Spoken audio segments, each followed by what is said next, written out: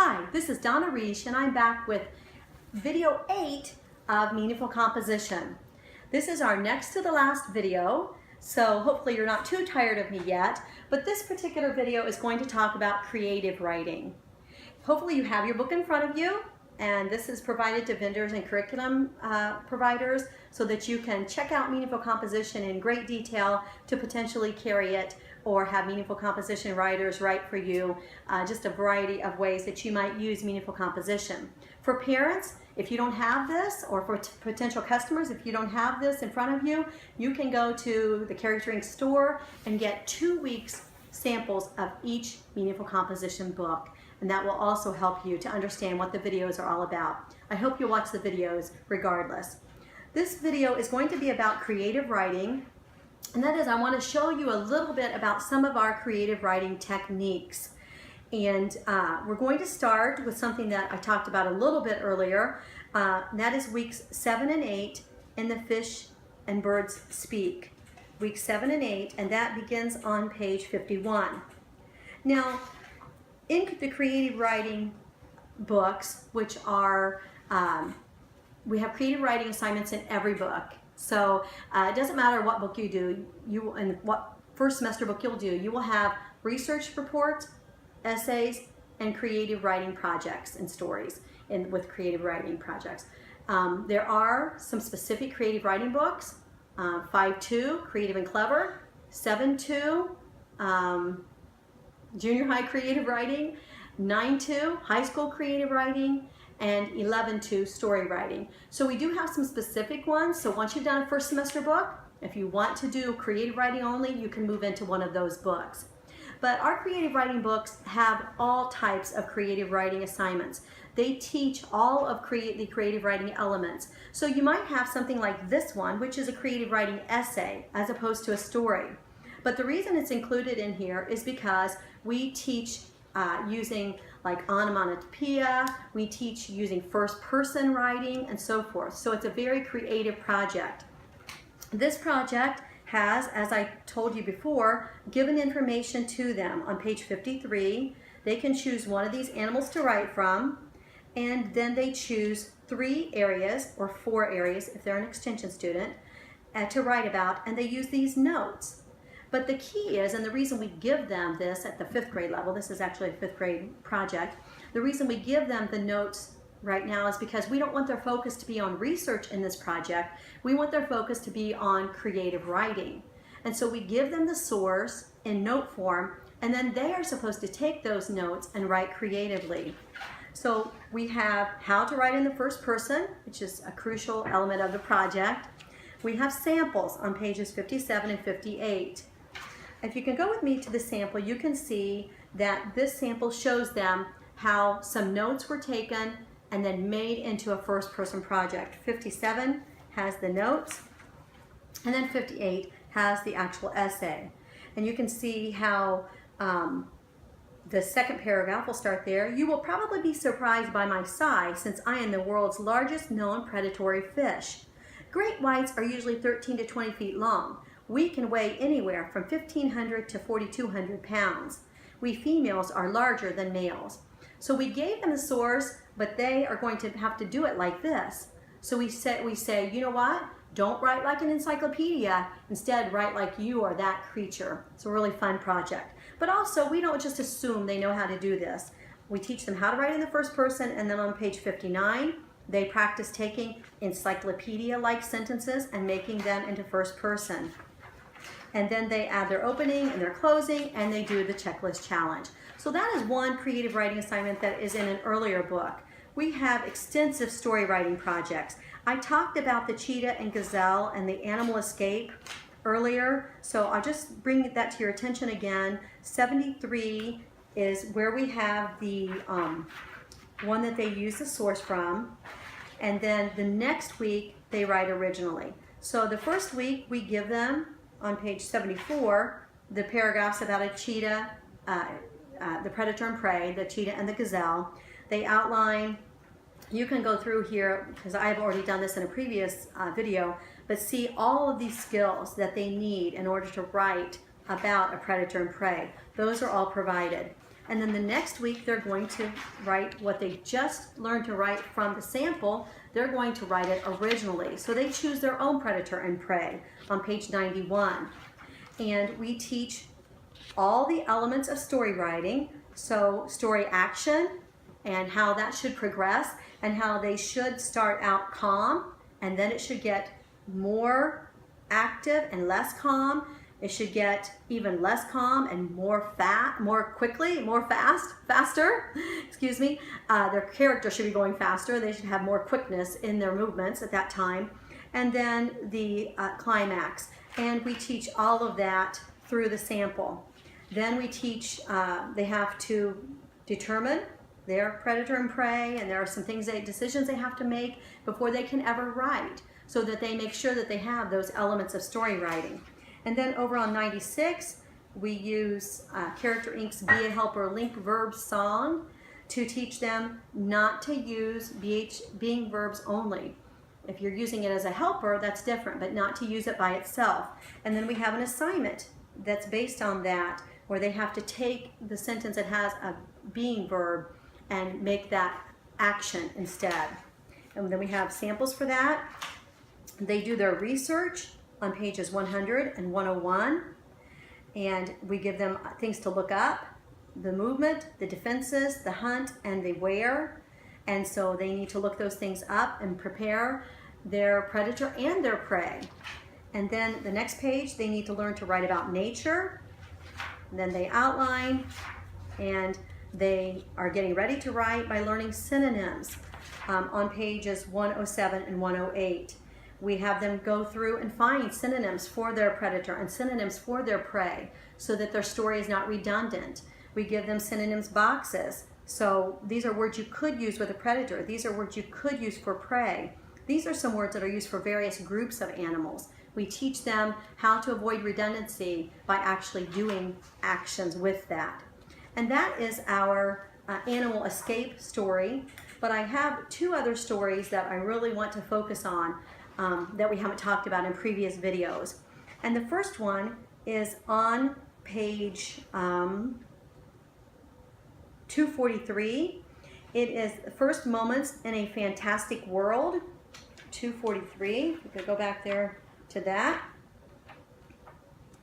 This is just a short, descriptive writing assignment. It's only 2 paragraphs long. And that's on purpose because we want them to be so concise in their description that they can't use a lot of paragraphs to do it. The fewer paragraphs, the more creative, the more descriptive they have to be.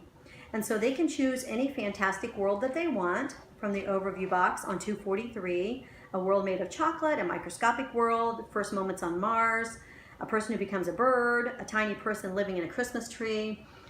That was actually, my sons have all done that because they used to put their army men in the Christmas tree and they always came up with stories, and so that was just a really cute topic. They have, on the overview box on page 243, we have all the skills that they're going to learn in order to do this project. Again, Meaningful Composition doesn't assign a project without giving them the skills that they need to do that project. So over on 244, surprise, we have a sample. It is a chocolate world sample. That sounds very yummy. And it has all of the elements that they need to include in their descriptive paragraphs. Then they have to choose their world and write a short description of it. And then they have to do some pre-writing exercises on page 245. 10 things that you would see in your imaginary world when you first get there. The next page, 10 things you would notice with your other senses, not sight, but your other senses in your imaginary world. Then we teach them metaphors for something amazing and how to be very, very specific with their metaphors on pages 246 and 247. On 248 and 249, we teach them word associations, and they have to make a list of 25 words that could be associated with something amazing or fantastic.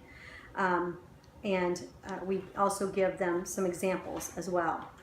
On the next one, we teach them to use active verbs instead of passive verbs. So we don't want them to say something was something. We want them to say something dribbled. and so forth. And we teach that on pages 249 and 250. And then guess what? They're ready to write. All of these things lead up to a strong 2-paragraph description that they are able to do because they have prepared ahead of time using all of the pre-writing techniques. The last creative writing project that I want to take you to is a twice told tale in weeks 10 and 11. That begins on page 259. The twice told tale is actually an idea that I got from these little cassettes, and actually records, if I were to tell the truth, that I used to use with my older children called Twice Told Songs. And this songwriter used to take songs like The Farmer in the Dell, and she would make them into a different song using the same tune and the same stanzas and so forth. And so that's where I got this twice told tale idea, and it has been loads of fun. We have twice told tales. I'm sorry, that's not on 257. That is on, yeah, it is. I'm sorry, 257. The last project is a research project. That's for the next and final episode. But the Twice Told Tale is on 259, and it's the Jungle Book. We have Twice Told Tales at all levels. The little kids, oh, I cannot wait to finish the 2nd and 3rd grade books in January and February, because they have like Twice Told Tales about like off of nursery rhymes and things. So they might do a Twice Told Tale off, I'm trying to think of one from that book. It's been a while since I've worked on that. They might do a Twice Told Tale from The Little Red Hen, for example. And instead of a hen, they have to have somebody else, and you know, she has to be, and the other animals are not helping her, and they're making up their own using the same storyline. That is the basis of all the Twice Told Tales. Then we get into the upper elementary, and one of those projects is the Country Mouse, City Mouse. And in the Twice Told Tales, and I'll show you how we do them, this is an early high school one. So it is much more advanced than what I'm talking about in these other ones. But in the Country Mouse, City Mouse, they have to choose a different country critter and a different city critter. And so they have the model there of the Country Mouse, City Mouse. And then after each paragraph, they have to choose what's going to happen to their characters in that paragraph. So when they have a paragraph about them meeting, and then they have to choose how their 2 creatures are going to meet. It could be the, you know, the country dog, city dog. It could be the forest frog and the aquarium frog. Just so, oh, it's just so cute. Anyway, I love teaching. I don't know. I get so excited about teaching. I get so excited about working with students. And I get so excited about creating materials that are just awesome. So anyway, that's the Country Mouse, City Mouse. And then another junior high one is the Ugly Duckling. And they have to choose not a duckling and a swan situation, but a different situation, like a dingo and a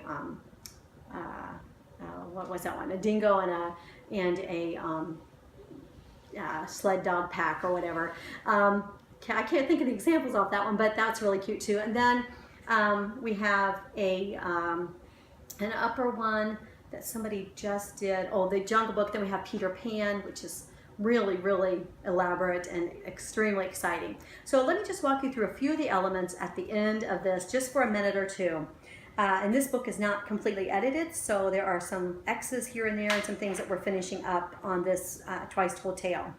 On 259, that's the overview box, and we teach them how many paragraphs, we tell them how many paragraphs they're going to have. They have the option of doing different types of worlds for their Jungle Book Twice Told Tale. There are some examples there that they can have instead of it being in the jungle. It could be an alien, an earthling on an alien planet, or an alien on the Earth planet, under the seas, polar bears and seals, and so forth. Starting in the upper junior high level, when they're writing stories, while this says 20 to 40 paragraphs, 30 to 50 paragraphs, I guess I don't even think I mentioned this throughout, but we do not teach a certain number of words for our writing projects. Instead, we teach a certain number of paragraphs, because a paragraph is a unit of thought. words come together for sentences, sentences come together for paragraphs. So we try to steer away from the number of words because writing is a thinking process. We want them to be thinking from the beginning, not trying to get a certain number of words, but rather what do I need in this paragraph to do what this paragraph needs to do based on what I said the topic was. What do I need to do in this paragraph to make that a paragraph complete? And so, but somewhere in the junior high, upper junior high story writing projects, we have them switch from paragraphs to sentences, because when they start to use dialogue, and we teach dialogue extensively, they start to learn that they change paragraphs every time a new speaker begins. And so they could have a paragraph that just says, I don't know, what do you think? Question mark.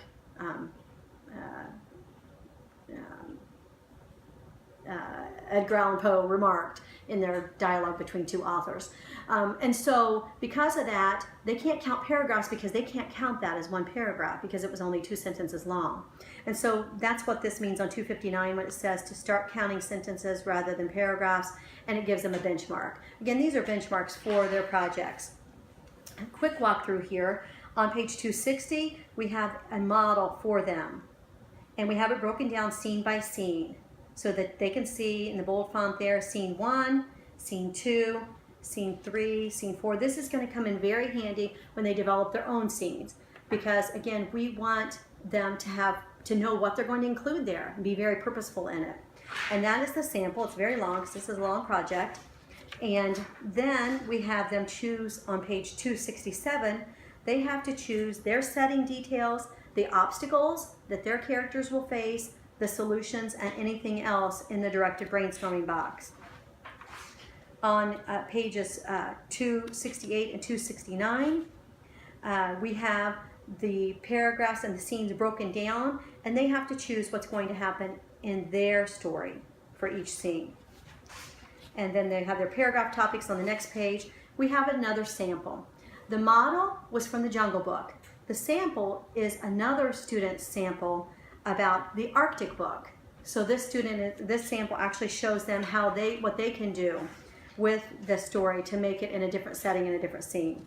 On 275, we have their dialogue introduction. With the dialogue writing, it's different than our quotation lessons. We teach all kinds of dialogue techniques using a model to teach from. And then they outline, and then they write, and then they do their checklist challenge. And that is how our Twice Told Tales go. Now, depending on what the Twice Told Tale is and what level it's at, we have other pre-writing exercises, especially for the younger students, to help prepare them to write that Twice Told Tale. So those are just a few of our examples. We have, in our creative writing books, we have simple stories, we have Twice Told Tales, we have advanced stories that are, 200 sentences long, in which like a child is with a person in history, like helping Clara Barton in one episode on the battlefield. We have all kinds of different, using your different senses stories. We have so many different creative writing assignments. Some of the younger ones are, they wake up in the morning and it's do good to others day, and all they can do that day is do good. Or they wake up and their possessions revolt that whole day, and they have to write a story about that. Just tons of them, just tons and tons. So actually, I didn't mention this before, but at the samples at the Charactering store, every table of contents for each book is given. And so that'll show you some more of the different ideas that we have and the different projects that we have in our creative writing books.